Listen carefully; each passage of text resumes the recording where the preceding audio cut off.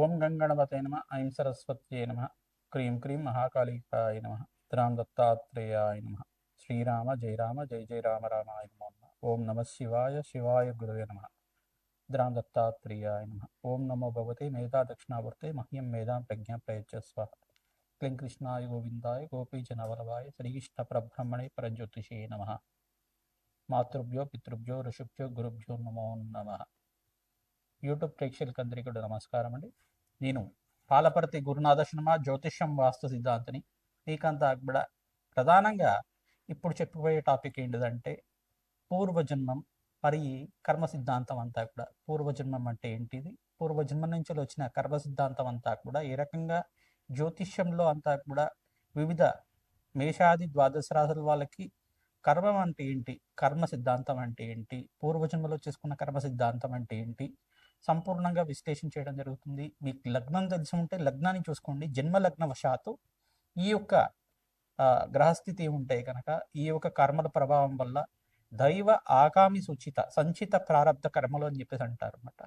అంటే పూర్వజన్మలో చేసుకున్న కర్మశేషం కానీ ఈ జన్మలో అనుభవించాల్సిన కర్మం కానీ మనం చేసుకున్న కర్మలైనా కానీ అంటే పూర్వజన్మలో చేసుకున్న కర్మలైనా కానీ ప్రధానంగా ఎటువంటి కర్మలకంతా కూడా కర్మ సిద్ధాంతం ప్రకారంగా ప్రతి ఒక్క మానవుడంతా కూడా ఆ కర్మనంతా కూడా సంపూర్ణంగా అనుభవించి తీరాల్సిందే. ఆ కర్మ సిద్ధాంతం ప్రకారంగా ఏదో రకంగా స్వల్పంగా అయినా కానీ ఆ కర్మనంతా కూడా అనుభవించే విధంగా కొన్ని గ్రహాల ప్రభావం అంతా కూడా ఉంటుంది. జాతక చక్రం ప్రకారంగా లగ్న చక్రము, నవాంశము, షష్టాంశము, దశాంశము, త్రింశాంశం అని చెప్పేసి కొన్ని అంశాల్లో అంతా కూడా అంశపాదాల్లో గ్రహస్థితి అంతా కూడా ఈ రకంగా ఉంది. విశ్లేషణ చేసుకొని అంతా కూడా అందరికీ పరిష్కారం చేసుకోవడం జరుగుతుంది. జన్మ జాతకమే ప్రధానమైన జాతకంగా ఉంటుంది. లగ్నం తెలిసి ఉంటే కనుక లగ్నాన్ని చూసుకోండి, లేదు రాశి తెలిసి ఉంటే కనుక రాశిని చూసుకోండి.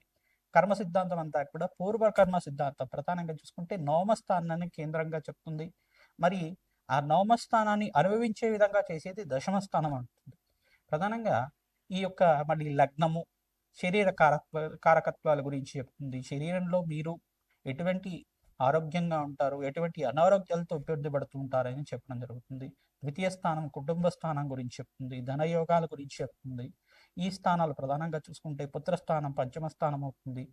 ఆకస్మిక వ్యయము ఆకస్మిక లాభాలంతా కూడా ప్రధానంగా చూసుకుంటే అష్టమ స్థానము ఆయు స్థానం చెప్తుంది. ఈ స్థానాలు ప్రధానంగా చూసుకుంటే వివాహ జీవితం కోసం సప్తమ స్థానం చెప్తుంది. ఈ కర్మ సిద్ధాంతాన్ని అనుసరించి గ్రహాల యొక్క కూటమి కలయిక వల్ల కొన్ని ప్రభావాలని చెప్తూ ఉంటుంది. ప్రధానంగా కర్మఫలదాత అంతా కూడా శనీశ్వరుడు, కర్మని అనుభవించే విధంగా చేసేవాడు రాహు. మరి కొన్ని గ్రహాల యొక్క ఉగ్రగ్రహాలు అని చెప్పేసి ఉంటాయి. ప్రధానంగా కొన్ని గ్రహాలతోటి ఒక కలయిక సంయోగం వల్ల వాటి ప్రభావం అంతా కూడా ప్రబలంగా అనుభవించే విధంగా చేస్తూ ఉంటాయి అన్నమాట. సూర్య రాహుల్ కలయిక కానీ సూర్య కేతు కలయిక కానీ ఇది గ్రహణ యోగం కింద మారుతూ ఉంటుంది. చంద్ర రాహుల్ కలయిక అనేది దుష్కర్మ కింద, గురు చండాల యోగం అనేది ఒక యోగం ఉంటుంది అన్నమాట. బృహస్పతి రాహు కలయిక అనేది కొన్ని స్థానాల్లో అది అవయోగం కింద మారుతూ ఉంటుంది. లగ్నవశాత్ అంతా కూడా విశ్లేషణ చేసుకోవడం జరుగుతుంది. మీ పూర్వ జన్మలు చేసుకున్న పుణ్య ఫలితాన్ని ఈ జన్మలో అనుభవించే విధంగా, మరి ఇప్పుడు చేసుకున్న ఫలితాలంతా కూడా మరో జన్మలో అనుభవించే విధంగా దానికి కర్మ సిద్ధాంతం అంతా కూడా క్యారీ ఫార్వర్డ్ అవుతూ ఉంటుంది అన్నమాట. ప్రతి నిమిషం కూడా మీరు చేసుకున్న కర్మలు ఇక్కడ పుణ్య కర్మల్ని సంపూర్ణంగా అనుభవిస్తూనే మరి ఇంకా ఏమైనా బ్యాలెన్స్ ఉందా, కర్మం అంతా కూడా బ్యాలెన్స్ ఉందా, ఎప్పుడైనా కానీ కర్మ సిద్ధాంతం ప్రకారంగా పుణ్యము పాపము రెండు బ్యాలెన్స్గా ఉండాలి. మరి ఏది హెచ్చు తగులుగా ఉన్నా కానీ దాన్ని అనుభవించడానికి మరో జన్మ అనేది ఉంటుందన్నమాట. మోక్ష మార్గం కోసం పుణ్యకర్మలు ఆచరిస్తూ ఉండడం, దైవ కృప వల్ల మోక్ష స్థితి పొందడం అనేది కర్మ సిద్ధాంతం ప్రకారంగా సంపూర్ణంగా విశ్లేషణ చేయడం జరుగుతుంది. దైవ ఆగామి సుచిత సంచిత ప్రారంభ కర్మలు అని చెప్పేసి అంటారు. అంటే పూర్వ జన్మలో చేసుకున్నది, ఈ జన్మలో చేయబోయేది, ఈ జన్మలో చేసింది, ఈ జన్మలో అనుభవించాల్సింది, మరి మరు జన్మలో కూడా ఇటువంటి కర్మలంతా కూడా క్యారీ ఫార్వర్డ్ అవుతూ ఉంటాయి. అంటే కర్మ సిద్ధాంతం ప్రకారంగా ప్రతి నిత్యం కూడా ఏమవుతుందంటే ఈ జన్మలో చేసుకున్న కర్మలంతా కూడా మిగిలిపోయి ఉంటాయి కనుక, ఏదైనా రుణ బాధలు రుణశేషాలంతా కూడా ఉంటే కనుక మాతృ రుణం, పితృ పాత్ర రుణం, తర్వాత దైవ రుణం, ఋషి రుణం అని చెప్పేసి ఉంటూ ఉంటుంది. ఈ రుణాలంతా కూడా తీరాలి. రుణాల బంధు రూపేణ జన్మ సంసార బంధురాత అంటారు శ్రీకృష్ణ పరమాత్మ అంతా కూడా. ఈ రుణం అంతా తీరిన తర్వాత తద్వారా భగవంతుడి యొక్క దయ వల్ల ప్రతి ఒక్క మానవుడికి, ప్రతి ఒక్క ఆత్మకంతా కూడా శరీరం అనేది ఉండదు. ఆత్మకేంటి ఎటువంటి రాగద్వేషాలు ఉండవు. ఓన్లీ మనకు ఉండాల్సింది ఏంటిదంటే, ఆత్మకు ఉండాల్సింది ఏంటిదంటే, ఒకటి ఆత్మలో 2 రకాలు ఉంటాయన్నమాట.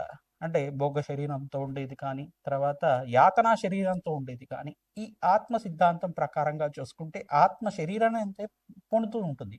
కానీ కొన్ని రాగద్వేషాలు అనేది ఉండవు. కానీ అనుభవించే విధంగా అంటే భోగ శరీరంతో ఉండేది భోగభాగ్యాలతో అనుభవిస్తూ ఉంటుంది ఆత్మ.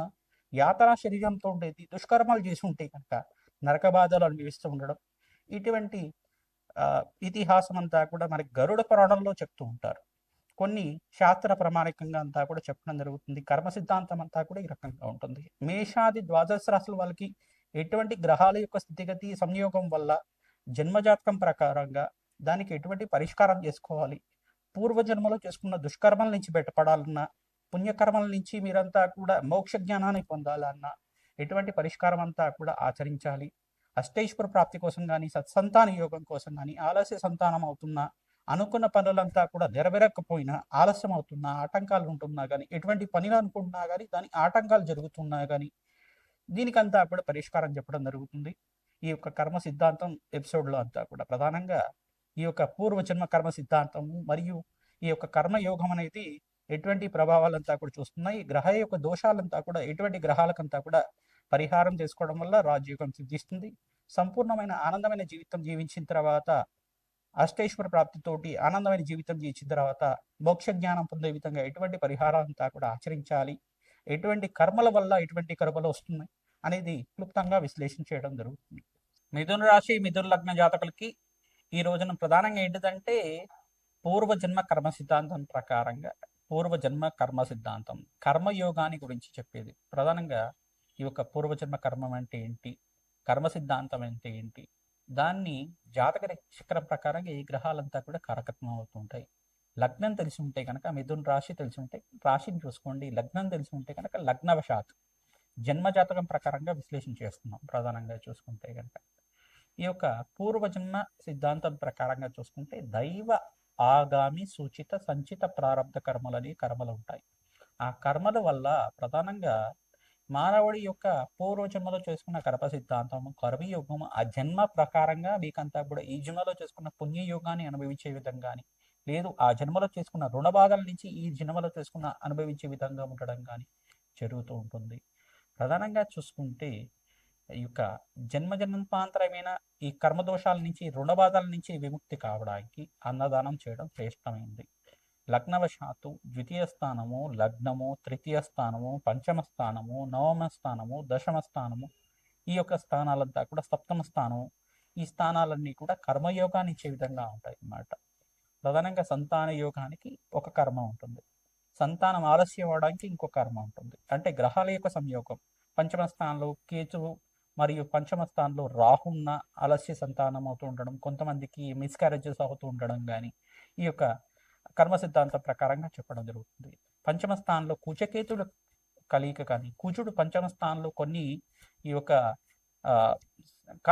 కలయికతోటి ఉండడం వల్ల శని కుజుడి యొక్క దృష్టి పడినాయి కానీ, ప్రధానంగా త్రిపాద దృష్టి, శనీశ్వర దృష్టి అంతా కూడా నవమ స్థానం మీద పడిన, నవమ స్థానంలో శని రాహులు కలియుకున్న, శనీశ్వరుడు యొక్క దృష్టి సూర్య భగవానుడి పడుతున్నా కానీ అది పితృదోషానికి కారణమవుతూ ఉంటుంది.